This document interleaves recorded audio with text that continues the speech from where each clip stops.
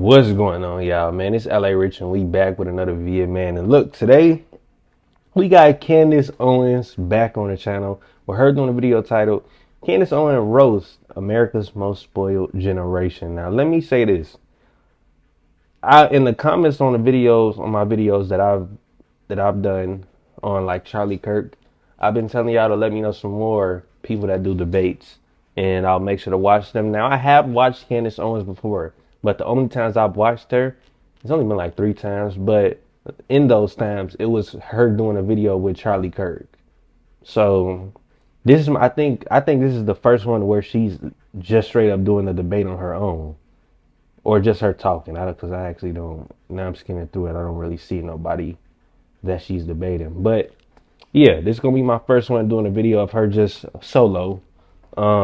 So yeah, before we get into this video, what I want to say is thank y'all so much for helping me hit 8,000. We on the road to 12.9 now. I appreciate y'all so much for all the love and support y'all show me every single day. It truly means the most to me. Nonetheless, we're gonna go ahead and get into this video. Y'all make sure to like, comment, and subscribe.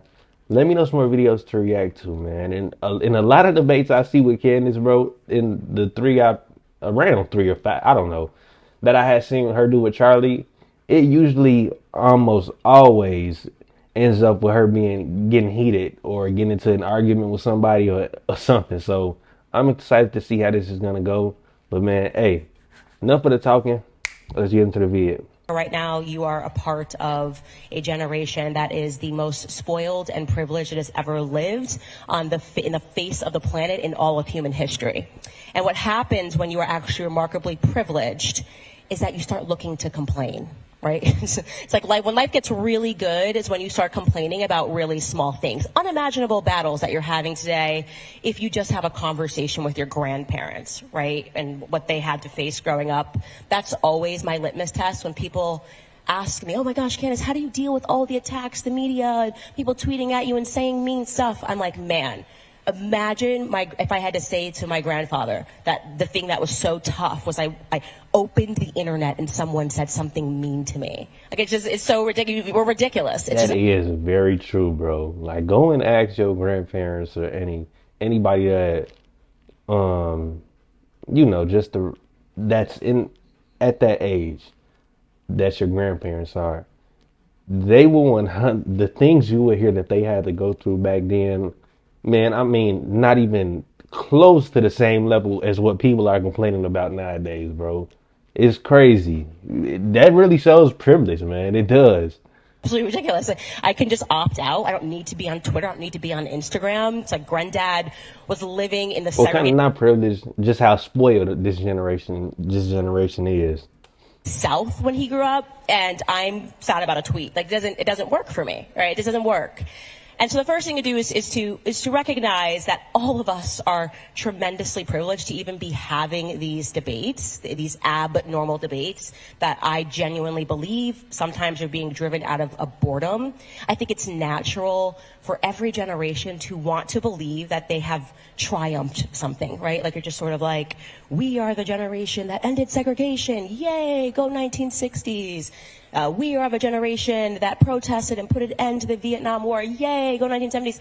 Then you get to now, and we're kind of doing okay, right? Like we're like, things are looking pretty good. And so people just need to complain about things, and that's when you get into like, well, what if I feel like I was born a fish, and there's no restaurants for fish, and there's no bathrooms for fish? I need a sign that says that fish can go here, right? Or else how else will I feel like I'm welcome into this unique stall? And that's where we're at. So we should stop. That is so crazy, man. Because I never really think of it like that. But it makes so much sense. There's nothing to complain about that is worth, just being in comparison with what people in America used to go through as a whole back then. There's nothing you can really complain about now that's on the same level of anything they were doing. So it's almost like people are just nitpicking stuff so they can have something to complain about. Like what she just said, man, I want to identify as a fish. So why are there no fish restaurants or fish bathrooms It's crazy, bro. I never really thought about that until she put it in perspective right here. Feel like I'm welcome into this unique stall. And that's where we're at. So we should stop taking ourselves seriously as like a human race. That's like my general perspective on everything that's going on. And it's interesting also to consider psychology because I was just tweeting about this because it's only until you are removed from the system, which is to say you guys are not yet outside of the system, right?